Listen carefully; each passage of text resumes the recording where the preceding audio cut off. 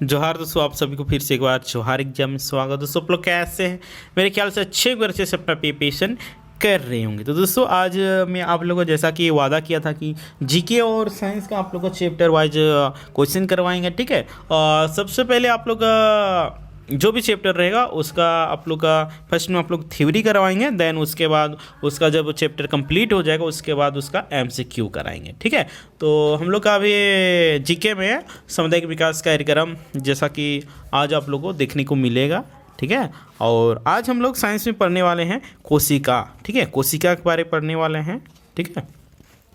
इससे आप लोग दोस्तों किसी भी एग्जामिनेशन में आप लोग यहाँ से प्रश्न देखने को मिलता है। आप लोग ऐसे ऐसे टॉपिक ही लेके आएंगे जो कि आप लोग का एग्जाम में पूछा जाएगा, ठीक है। तो जितने भी झारखंड महिला सुपरवाइजर की तैयारी करने वाले अभ्यर्थीगण होंगे तो उन लोग पास ये वीडियो आप सभी से रिक्वेस्ट रहेगा कि पहुँचा दीजिएगा, क्योंकि वो लोग भी इसको देख सके और इसका फ़ायदा उठा सके, ठीक है। तो चलिए आज की वीडियो हम लोग स्टार्ट करते हैं। तो देखिए सबसे पहले हम लोग जानेंगे जीव द्रव्य यानी कि प्रोटोप्लाज्म क्या है, ठीक है। तो देखिए जीव द्रव्य का नामकरण पुरकिंजे द्वारा सन 1839 में किया गया था। जीव द्रव्य का नामकरण पुरकिंजे द्वारा 1839 में किया गया था और ये तरल, गाढ़ा, रंगहीन, पारभासी, लसलसा, वजन युक्त पदार्थ है ना। जीव की सारी जैविक क्रियाएं इसी के द्वारा होती। जीव की जितनी भी क्रियाएं होती किसके द्वारा होती है? तो जीव द्रव्य यानी कि प्रोटोप्लाज्म के द्वारा। इसलिए जीव द्रव्य को जीवन का भौगोलिक आधार कहा जाता है। जीव द्रव्य को जीवन का भौतिक आधार कहा जाता है, राइट। नेक्स्ट है जीव द्रव्य को दो भागों में बांटा जाता है ना। जीव द्रव्य को दो भागों में बांटा गया है। पहला में आप लोग है कोशिका द्रव्य, ठीक है, यानी कि साइटोप्लाज्म, देखिए। तो और सेकेंड में आप लोग केंद्रक द्रव्य। तो हम लोग सबसे पहले जानेंगे कोशिका द्रव्य। तो कोशिका द्रव्य में देखिए ये कोशिका में केंद्रक एवं कोशिका झिल्ली के बीच होता है। कोशिका द्रव्य कहाँ होता है? केंद्रक एवं कोशिका झिल्ली के बीच में होता है। नेक्स्ट में आप लोग का केंद्रक द्रव्य यानी कि निकोप्लाज्म क्या है?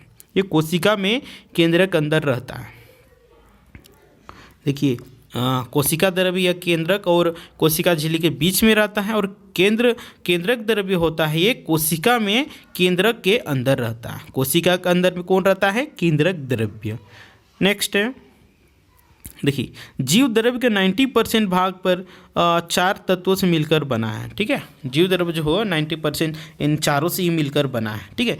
सबसे ज़्यादा जीव द्रव्य में ऑक्सीजन पाया जाता है जो कि 76%। देन उसके बाद सेकेंड में है आप लोग कार्बन जो कि 10.5% है, एंड थर्ड में हाइड्रोजन जो कि 10% है, एंड फोर्थ में है नाइट्रोजन जो कि 2.5% है ना। देखिए जीव द्रव्य का लगभग 80% भाग जल होता है।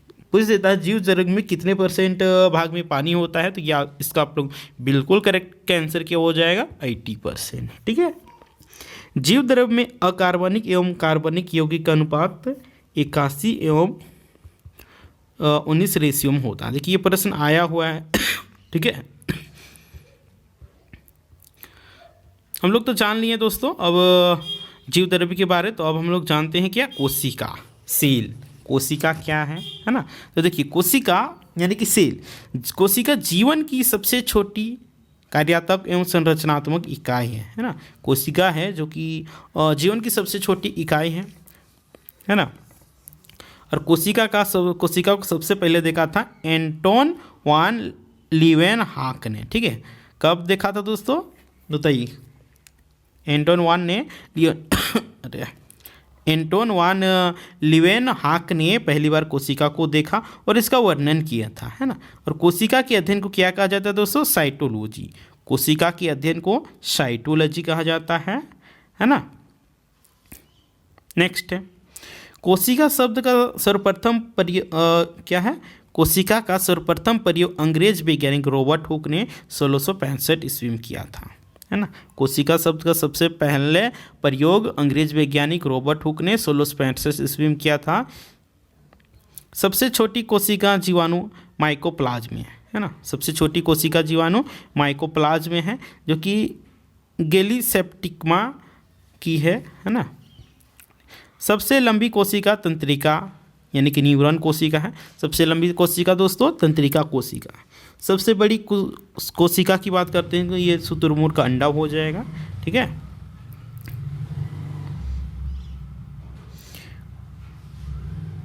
देखिए और एक पॉइंट है आप लोग, कोशिका सिद्धांत का प्रतिपादन 1838 से 39 ईस्वी में मैथियस स्लाइडेन और थियोडर स्वान ने किया था। कोशिका का सिद्धांत किसने दिया था?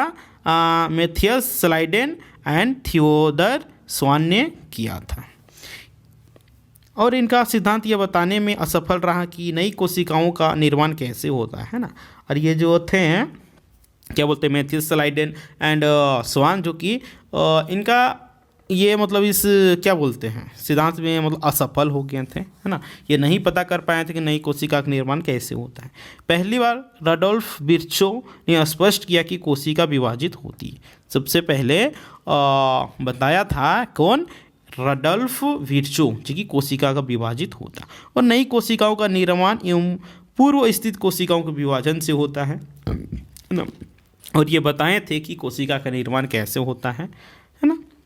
देखिए कोशिका सिद्धांत की कुछ मुख्य बातें हैं, है ना, जो कि आप लोग को बताना चाह रहे हैं। तो देखिए सभी जीव कोशिका व कोशिका उत्पाद से बने होते हैं।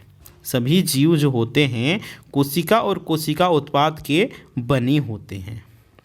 नेक्स्ट है, सभी कोशिकाएं पूर्व स्थित कोशिकाओं से निर्मित होते हैं और जो सभी कोशिकाएं हैं पहले से जो निर्मित कोशिका होता है उससे ही बनता है। कोशिका का निर्माण जिस क्रिया से होता है उसमें केंद्रक मुख्य अभिकर्ता होता है ना। कोशिका का निर्माण जिस क्रिया से होता है उसमें केंद्रक मुख्य अभिकर्ता का रोल अदा करता है। और देखिए कोशिका के mainly दो प्रकार होते हैं, सेल के दो प्रकार होते हैं, एक होता है प्रोकैरियोटी और एक यूकेरियोटी। तो हम लोग जान लेते हैं सबसे पहले प्रोकैरियोटी क्या है ना। देखिए प्रोकैरियोटिक कोशिका, इन कोशिकाओं में हिस्टोन प्रोटीन नहीं पाया जाता। प्रोकैरियोटिक कोशिका में आप लोग को हिस्टोन प्रोटीन नहीं पाया जाता है, जिसके कारण क्रोमेटिन नहीं बन पाता है और जिसके कारण क्या है, क्रोमेटिन नहीं बन पाता। केवल डीएनए का सूत्र ही गुणसूत्र के रूप में पड़ा रहता है, अन्य कोई आवरण इसे घेरे नहीं रहता है। अतः केंद्रक नाम की कोई विकसित कोशिकांग इसमें नहीं होता है। जीवाणु एवं नील हरित शैवालों में ऐसी ही कोशिकाएं मिलती हैं, है ना। नेक्स्ट है, देखिए आप लोगों को थोड़ा समझने में दिक्कत हो रहा है तो उसको आप लोग कमेंट करके बता दीजिएगा, ठीक है। उसमें मैं चेंजेस करने का प्रयास करूँगा। और आप लोग का एमसीक्यू में तो सारा कॉन्सेप्ट क्लियर हो जाएगा। कॉन्सेप्ट क्लियर ही नहीं, आप लोग का सारा याद भी हो जाएगा, ठीक है। इसमें थोड़ा आप लोगों में समझने में दिक्कत हो सकता है तो उसको आप लोग कमेंट करके बता सकते हैं, ठीक है। नेक्स्ट वीडियो में आप लोग को अच्छे तरीके से बताने का प्रयास करेंगे। तो हम लोग बात करते हैं यूकेरियोटिक कोशिका क्या है। इन कोशिकाओं में दोहरी झिल्ली होती है। इन कोशिकाओं में दोहरी झिल्ली होता है, झिल्ली के आवरण होता है। केंद्रक आवरण से घिरा सुस्पष्ट केंद्रक पाया जाता है। इसमें डीएनए व हिस्टोन प्रोटीन संयुक्त रूप से बनी होती है ना। यूकेरियोटी में यह आप लोग का इसमें हिस्टोन प्रोटीन रहता है, ठीक है। और इसके अलावा केंद्रिका होते हैं। यूकेरियोटो में क्या रहता है, केंद्रिका रहता है। तो हम लोग बात करते हैं प्रोकैरियोटिक व यूकेरियोटिक कोशिका में अंतर, ठीक है। अंतर हम लोग जान लेते हैं, उससे समझ में नहीं आया हो तो इससे आप लोग 100% समझ में आ जाएगा, ठीक है। तो देखिए एक तरफ दिया हुआ है आप लोग का विशेषता, ठीक है, और एक तरफ प्रोकैरियोटी और एक तरफ यूकेरियोटी, ठीक है। हम लोग विशेषता के आधार पे इसको आप लोग को बताने का प्रयास करेंगे। तो कोशिका भित्ति, ठीक है। तो देखिए प्रोटीन तथा कार्बोहाइड्रेट की बनी होती है। कोशिका भित्ति प्रोकैरियोटी में प्रोटीन और कार्बोहाइड्रेट की बनी होती है। और देखिए यूकेरियोटी में सेल्यूलोज पाया जाता है, ठीक है। देखिए माइटोकॉन्ड्रिया प्रोकैरियोटी में नहीं पाया जाता है और यूकेरियोटी में पाया जाता है। इंडोप्लाज्मी प्रोकैरियोटी में नहीं होता है और यूकेरियोटी में होता है। राइबोसोम जो कि 70S प्रकार के होते हैं, ठीक है, 70S प्रकार के होते हैं प्रोकैरियोटी में, और 80S प्रकार के होते हैं यूकेरियोटी में। और ये आप लोग का सजीव चीज़ में पाया जाता है, ठीक है, जैसे मानव में हो गया। गोल्जी काय, गोल्जी काय आप लोग प्रोकैरियोटिक में नहीं पाया जाता। पूछ देगा कि गोल्जी काय किसमें पाया जाता है, इसमें तो आप लोग फंस सकते हैं। तो गोल्जी काय आप लोग का प्रोकैरियोटिक में नहीं पाया जाता है। कहाँ पाया जाता है? यूकेरियोटी में।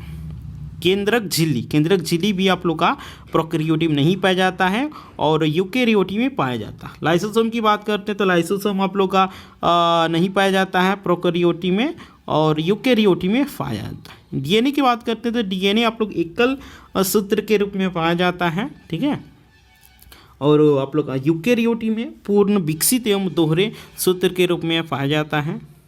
कशाभिका, कशाभिका ये आप लोग केवल एक तंतु होता है, प्रोकैरियोटी में एक तंतु होता है, ठीक है। और कशाभिका ये आप लोग कुल 11 तंतु के होते हैं। कितने? 11 तंतु के होते हैं। केंद्रिका ये आप लोग को प्रोकैरियोटी में अनुपस्थित होता है और यूकेरियोटी में पाया जाता है। सेंट्रियोल ये अनुपस्थित होता है कहाँ पे? प्रोकैरियोटी में, और उपस्थित होता है किसमें? यूकेरियोटी में।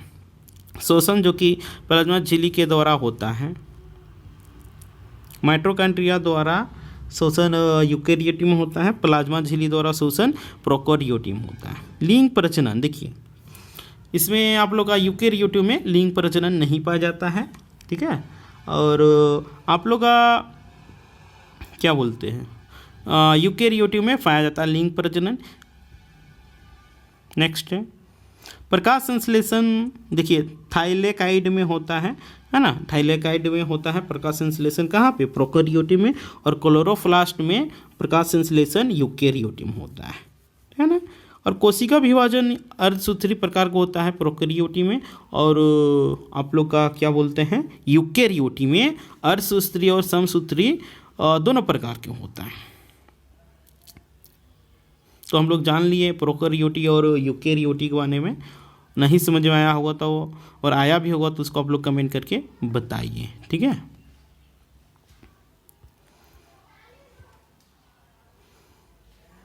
हम लोग पढ़ेंगे अब कोशिका के मुख्य भाग। कोशिका के कौन कौन से भाग हैं उसके बारे में पढ़ लेते हैं, यानी कि main parts of a cell, right.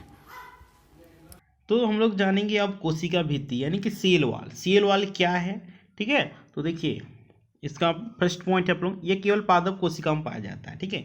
उसे कोशिका भित्ति कहाँ पाया जाता है? ये सिर्फ पादप कोशिकाओं में पाया जाता है। और ये सेलुलोज का बना होता है। कोशिका भित्ति जो होता है ये सेलुलोज का बना होता है। और ये कोशिका को निश्चित आकृति में आकार बनाए रखने में सहायक होता है। और ये कोशिका को आकृति बनाने में बहुत ही अपना अहम मोल अदा करता है। जीवाणु का कोशिका भित्ति क्या है? पेप्टिडोग्लैंड का बना होता है। जीवाणु में कोशिका भित्ति जो होता है पेप्टिडोग्लैंड का बना होता है। देन हम लोग बात करते हैं कोशिका झिल्ली। कोशिका झिल्ली यानी कि सेल मेम्ब्रेन की बात करते हैं। कोशिका के सभी अवयव एक पतली झिल्ली के द्वारा घिरे रहते हैं, ठीक है। कोशिका के सभी अवयव एक पतली झिल्ली के द्वारा घिरे रहते हैं। इस झिल्ली को कोशिका झिल्ली कहते हैं। कोशिका झिल्ली किसे कहते हैं? तो कोशिका के सभी अवयव एक पतली झिल्ली के द्वारा घिरे होते हैं।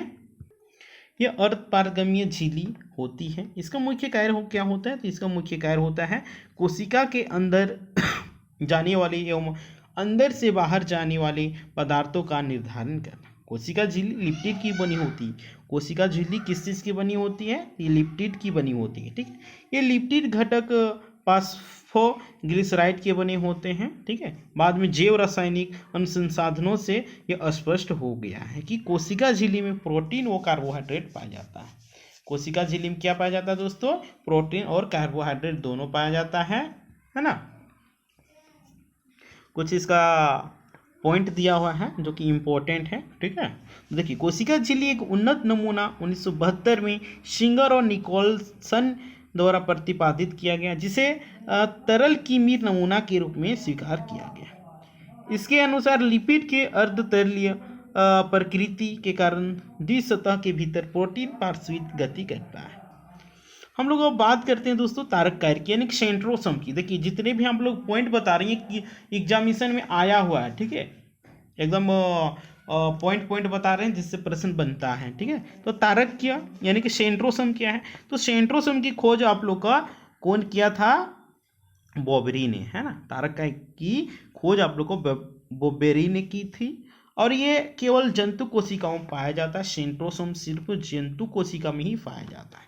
सेंट्रोसोम के अंदर एक या दो कण जैसी रचना होती है जिन्हें सेंट्रियोल कहते हैं। समसूत्री विभाजन में यह ध्रुव का निर्माण करता है। किस चीज का निर्माण करता है दोस्तों? ध्रुव का निर्माण करता है। नेक्स्ट है आप लोग का क्या है? अंतर्द्वीय जालिका यानी कि इंडोप्लास्टिक रेक्टिकुलम। ठीक है, तो इसको हम लोग जान लेते हैं। तो देखिए, यूकेरियोटिक कोशिकाओं के कोशिका विभाजन या कोशिका द्रव्य में चपटे आपस में जुड़े थैली युक्त छोटी नलिकावत जालिका तंत्र बिखरा रहता है, जिसे अंतर्द्रव्य जालिका कहते हैं। प्रायः राइबोसोम अंतर्द्रव्य जालिका के बाहर सतह पर चिपके रहते हैं। जिस अंतर्द्रव्य जालिका के सतह पर यह राइबोसोम मिलते हैं, जिसे खुरदरी अंतर्द्रव्य जालिका कहते हैं। देखिए, राइबोसोम की अनुपस्थिति पे अंतर्द्रव्य जालिका चिकनी लगती है, अतः इसे चिकनी के अंतर्द्रव्य जालिका कहते हैं। जो कोशिकाएं प्रोटीन संश्लेषण एवं स्रवण में सक्रिय भाग लेती हैं, उनमें खुरदरी अंतर्द्रव्य जालिका बहुतायत में मिलती है।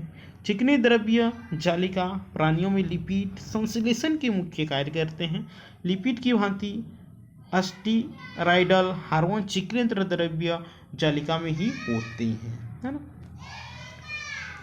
नेक्स्ट हम लोग बात करते हैं राइबोसोम की। देखिए, जो मेन पॉइंट है उसी को हम बता रहे हैं, क्योंकि यहाँ पे तो बहुत कुछ दिया हुआ है, लेकिन सब हम लोग को नहीं पढ़ना। जो एग्जाम ऑफ दृष्टिकोण से है हेल्पफुल होगा, आप लोग का एग्जाम में पूछेगा, वही सब हम लोग को बता रहे हैं। हम लोग बात करते हैं राइबोसोम।